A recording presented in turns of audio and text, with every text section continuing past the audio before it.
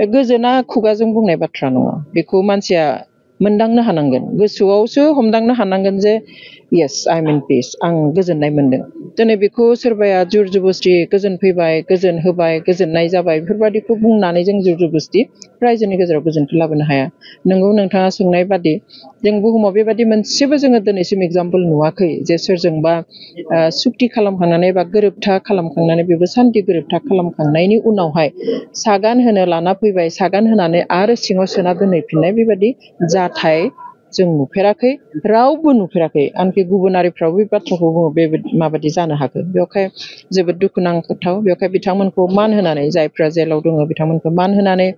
जायफ्रा मुंख्लं जालांबाय जायफ्रा जिनाहारि खालामजाबाय हारिनि नांनायनि थाखाय जायफ्रा आर्मी पुलिस सिआरपिएफफोरजों बुख्रुब जाबाय आथिं आखाइ सिफाय जाबाय जायफोरनि न' बां बुख्रुब जानानै बिसोर गासैखौबो मान होनानैनो जों दिनै बे अल्टारनेटिभ पार्टी अफ बड'लेण्डखौ जोनोम होदों जोंनि एपिबि एबा अल्टारनेटिभ पार्टी अफ बड'लेण्डनि बेनो गिबि डिस्ट्रिक्ट कमिटि पर्बतझरायाव दिनै जों मोजाङै दानो हाबाय गासैबो हारि हारिसा गासैबो धोरोम राव रायज्लायग्रा सुबुंखौ लानानै मोजां मजबुत मोनसे डिस्ट्रिक्ट कमिटि दानो हाबाय बेनि थाखाय आं गोजोननाय मोनदों पार्टी प्रेसिडेन्ट हिसाबै आरो बे ओनसोलनि रायजो राजाखौ आं साबायखर बावनो लुबैयो राजखान्थि मोननै दोलो दंखायो नंगौ नाम्बार वानावथ' जों नायबा नुयो जे मोननैथा जिथा बयहाबो डेम'क्रेटिक राइट्स दङ बेनि बे आरो गुबुना जाबाय जे जेब्ला जों थाखानाय सोरखार बा थाखानाय हान्जाफोरखौ गेबेङै खामानि मावनाय नुवा हारिनि खहा जानाय ओनसोलनि खहा जानाय बादि मावलांनाय बादि नुयो अब्ला सोरहाबा बेखौ सुंथानो थाखाय मोन्थाय थायो थ' बेबादिहाय जोंबो मोनसे बिबानसो लानो फैदों जे जोंनि इयुन जेनेरेसनफ्रा जाहाथे दा जिफोर गैया जालांनो हमदों जोंनि पावार फांसन्सफोर खमायनो हमदों बेफोरखौ जोङो गाबथानानै जाहाथे दोननो हायो जोंनि इयुन जेनेरेसनफोरनि थाखाय बेफोरखौ जोङो सानदों जों बे 6 शिडिउल एरियायाव थायो जाय 6 शिडिउल एरियानि पावार एन्ड फांसन्सआ इट्स भेरि हाई बिराद गोजौनि गोख्रों पावार एन्ड माने फांसन्सफोर दङ प्लास 6 शिडिउलनि जिथु केरेक्टारिस्टिक बे केरेक्टारिस्टिकआबो दायो गैया जालांनो हमदों जों गावखौ खुंनो मोननायनि मोन्थाया गोमालांदों गुबुन गोजौनिफ्राय बहाबानिफ्राय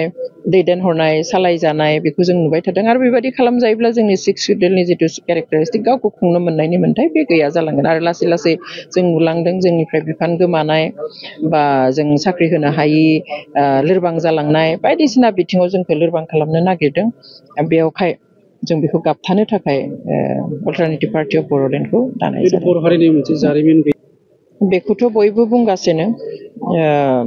जोंहाथ' न'नि मानसिबो दङ सासे जेलाव खिन्थु ओरैनो रायजो राजायाबो बुंगासिनो गोजोना खुगाजों बुंनाय बाथ्रा नङा बेखौ मानसिया मोनदांनो हानांगोन गोसोआवसो हमदांनो हानांगोन जे yes I'm in peace आं गोजोननाय मोनदों दिनै बेखौ सोरबाया जुर जबस्ति गोजोन फैबाय गोजोन होबाय गोजोननाय जाबाय बेफोरबादिखौ बुंनानै जों जुर जबस्ति रायजोनि गेजेराव गोजोनखौ लाबोनो हाया नंगौ नोंथाङा सोंनाय बादि जों बुहुमाव बेबादि मोनसेबो जोङो दिनैसिम एग्जाम्पल नुवाखै जे सोरजोंबा सुक्ति खालामखांनानै बा गोरोबथा खालामखांनानै बेबो सान्थि गोरोबथा खालामखांनायनि उनावहाय सागान होनो लाना फैबाय सागान होनानै आरो सिङाव सोना दोनहैफिननाय बेबादि जाथाय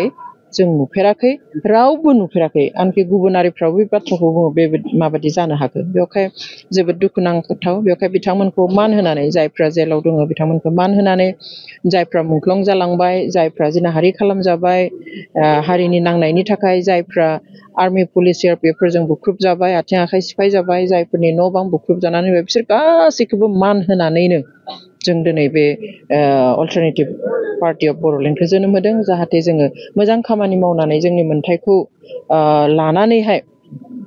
खर' दैखांनानै थांनानै थानो हायो आरो बेबादिनो बिथांमोननोबो जोङो मान बावनो जाहाथे हायो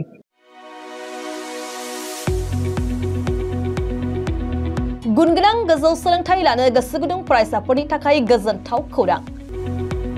क'क्राझारनि बड'लेण्ड स्टार एकाडेमियाव फरायसाफोरनि मुं थिसननाया सोलिगासिनो 2025-26 सोलोंथाइ बोसोरनि थाखाय 6 थाखोनिफ्राय 9 थाखोसिम आरो एचएस फार्स्ट इयार आरो एचएस सेकेन्ड इयार थाखोआव फरायसाफोरनि गोदानै मुं थिसननाया सोलिगासिनो क'क्राझार शहरजों नांजाबनाय साहा फारसे साखाथि तितागुरियाव थानाय बड'लेण्ड स्टार एकाडेमि क'क्राझाराव बड' मिडियामनि 6 थाखोनिफ्राय 9 थाखोसिम साइन्स आर्ट्स कमार्स स्ट्रीमाव बड' आरो इंलिश मिडियामाव एचएस फार्स्ट इयार आरो एचएस सेकेन्ड इयार थाखोआव फरायसाफोरनि गोदानै मुं थिसननाया दासान्दि सोलिगासिनो दं। रोंगौथि गोनां फोरोंगिरिफोरनि फोरोंथाय होनायजों लोगोसे गोबां उफ्रा सोलोंथायनि खाबुफोर जेरै डेली फ्री JEE आरो नीट क्लास, JEE नीट आरो कम्पिटिटिभ एग्जामनि थाखाय free mock test, English speaking class, daily GK class, career guidance, library facilities, personal attention. हौवासा आरो हिन्जावसाफोरनि थाखाय आलादा थाग्रा हस्टेल बायदि बायदि सोलोंथाय खाबुफोरजों गुनगोनां सोलोंथायखौ बे बडलेण्ड स्टार एकाडेमियाव मोननो हागोन। बेनि अनगायैबो मेट्रिक आनजादाव 85% एबा बेनि बांसिन नम्बर मोननाय फरायसाफोरनो बेसेन लायालासे मुं थिसनथाय होगोन आरो बिपिएल नखरनि फरायसाफोरनो मुं थिसननायाव 20% रेहाय होनाय जागोन।